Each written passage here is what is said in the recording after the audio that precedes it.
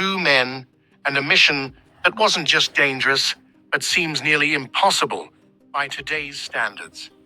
A Las Vegas hotel owner had an unusual dream: to keep an airplane airborne, not for hours, not for days, but for months, without touching the ground. Fuel wasn't the only challenge. This was a test of endurance: sleepless nights, freezing December temperatures, and a delicate balance between life and death. But the real question is, could these two pilots truly achieve this seemingly impossible record? Or did their plane disappear into the endless blue sky forever?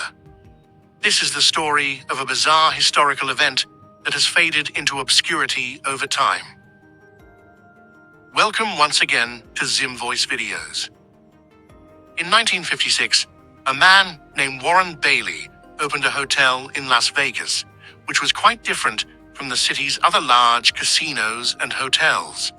The Hacienda Hotel attracted simple, rural visitors rather than high-rolling gamblers.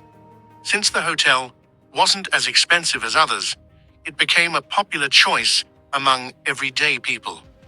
However, because the profit margins were lower, Warren Bailey was always brainstorming new ways to make his hotel famous. One day, Bob Tim, an Army pilot and a friend of Bailey, suggested that breaking a world record could bring a lot of publicity to the Hacienda. He proposed flying a plane continuously for months without landing.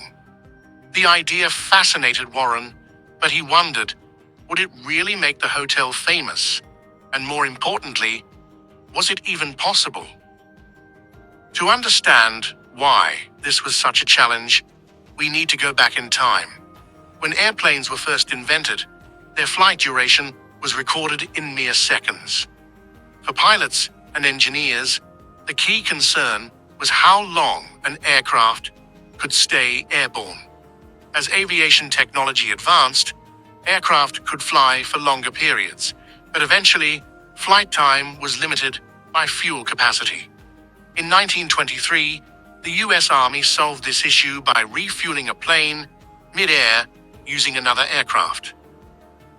That breakthrough sparked a wave of endurance flight attempts. The first record was set when a de Havilland DH-4B aircraft was refueled 9 times in the air, allowing it to stay aloft for 37 hours. This marked the beginning of a fierce competition to extend flight endurance. In 1929 alone, the record was broken 5 times. By the time Bob Tim pitched his idea to Warren, the craze for endurance records had died down. It was no longer just about a plane's fuel limits, but about testing human endurance itself. Bob Tim wanted to break a record set in 1949, when 2 Navy pilots kept an Aeronca sedan plane in the air for 46 days. Their achievement had received significant media attention.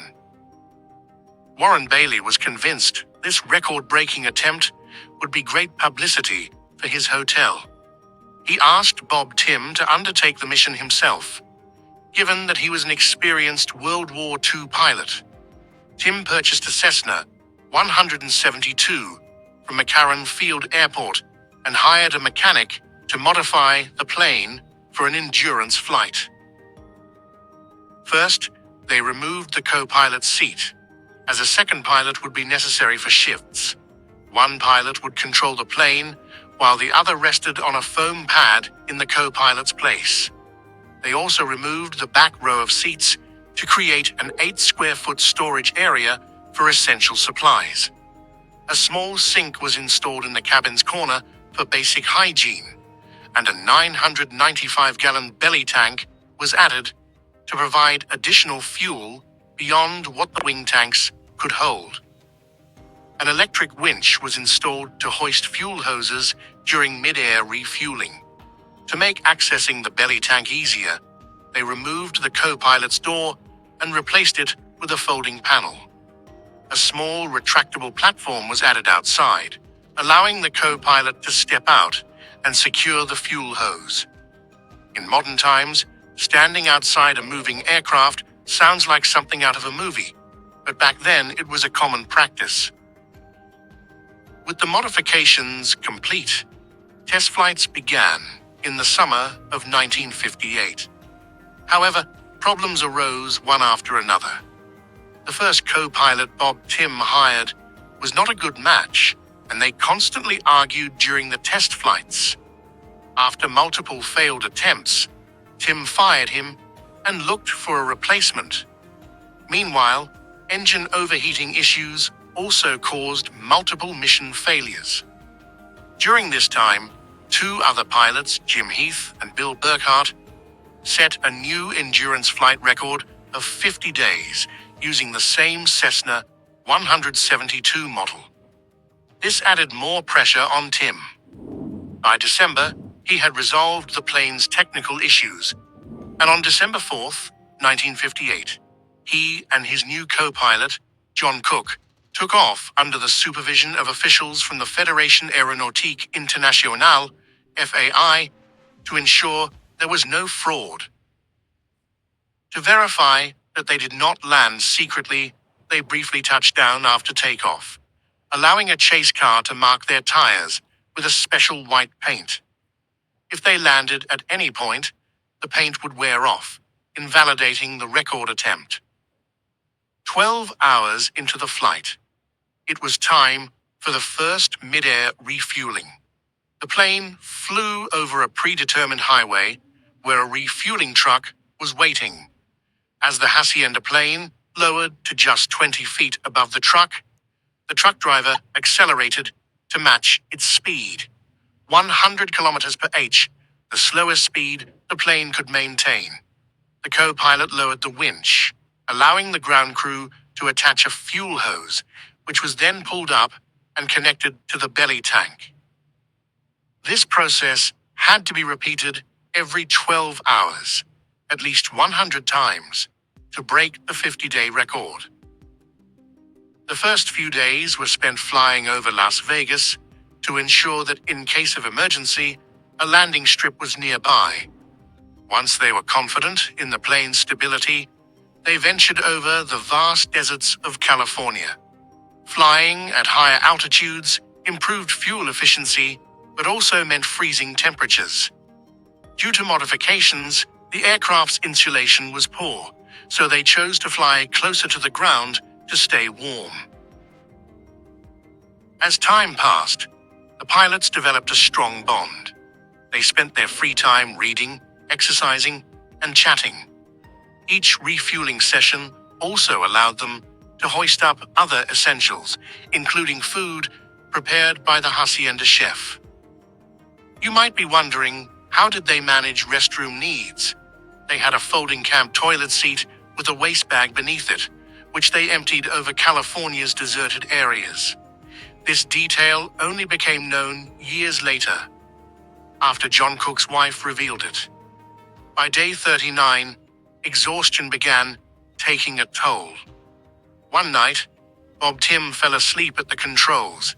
His shift had just ended, and he was supposed to wake up John Cook, but instead, he unknowingly dozed off. For an entire hour, the plane flew on autopilot without any human intervention. When he woke up, they were flying dangerously low inside a canyon, just minutes away from crashing into a mountain. On January 12th, day 39, the plane's generator failed, cutting power to the radio, lights, heater, and fuel pumps.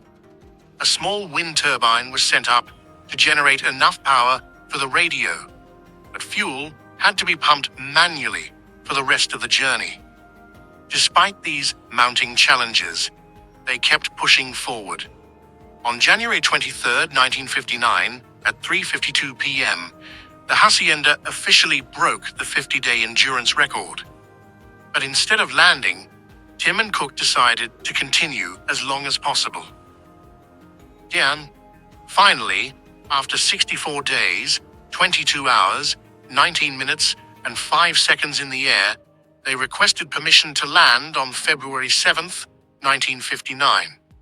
A massive crowd, including journalists, officials, and their families, had gathered to witness the historic moment. Exhausted beyond measure, Tim and Cook were unable to exit the plane on their own. The officials confirmed that the white tire paint was intact, proving they had never landed. In 2015, the FAI permanently discontinued piloted endurance records due to safety concerns, making Tim and Cook's achievement an unbreakable record. The Cessna 172 that made history is now displayed at McCarran International Airport's Terminal 1, silently telling its story to travelers. If you enjoyed this video, don't forget to like, share, and comment. See you in the next incredible episode of Zim Voice.